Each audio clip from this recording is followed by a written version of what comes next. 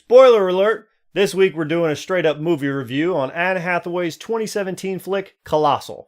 So if you haven't seen the movie yet, go on and check it out and then come on back for the TLTV take.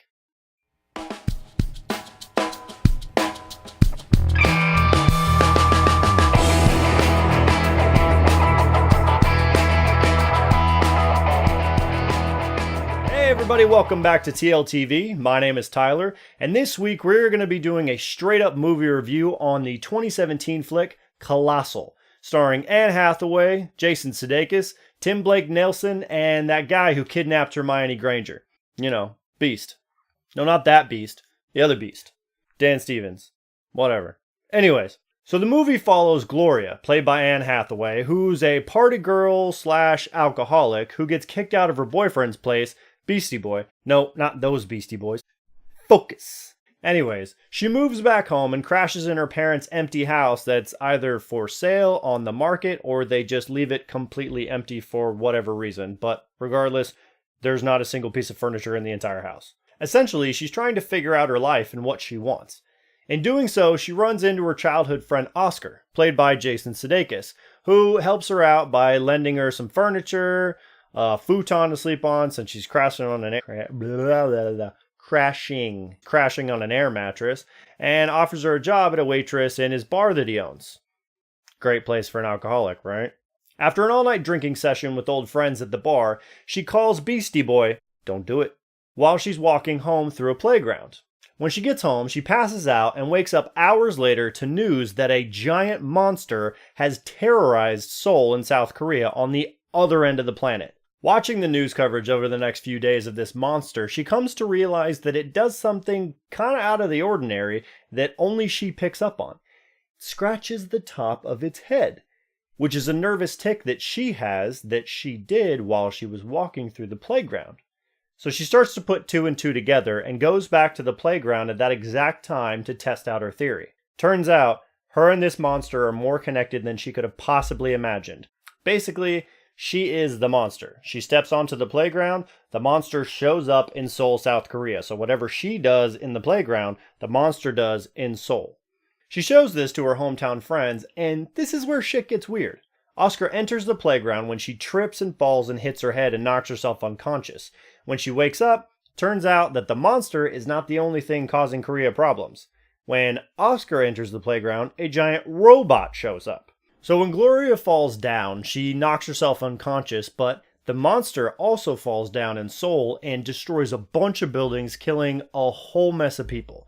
She realizes this, feels so bad and so remorseful, but this is the moment where we see that sharp turn in Jason Sudeikis' character. He realizes that he is also connected to this somehow, because when he steps into the playground to pick up Gloria, he becomes a giant robot. She realizes that she can't do this anymore. She's got to stop messing around with this. She's got to stop drinking because people are actually dying from it. Jason Sudeikis' character, on the other hand, takes this and runs with it, feels this immense sense of godlike power and whimsy that he holds over these people, and then holds that over Gloria, Anne Hathaway's character.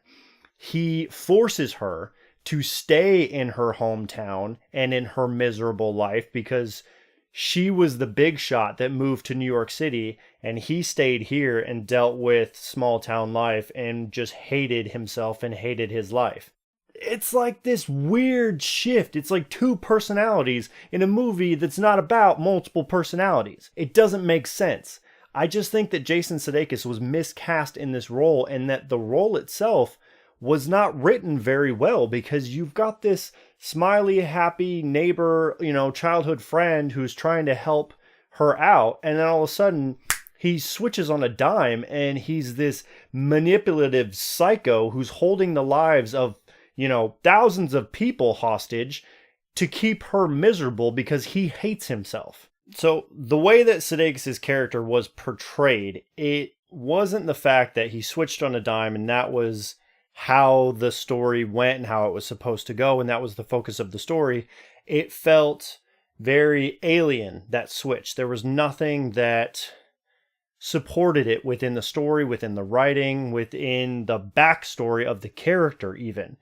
This person just seemed like they put all the attention and the energy into Gloria, Anne Hathaway's character, and they kind of made this superficial bad guy that ended up being two facets of one person, but neither one of them are connected. So I'm not sure if that was the writing or the casting, but either way, that character as a whole completely threw the movie for me.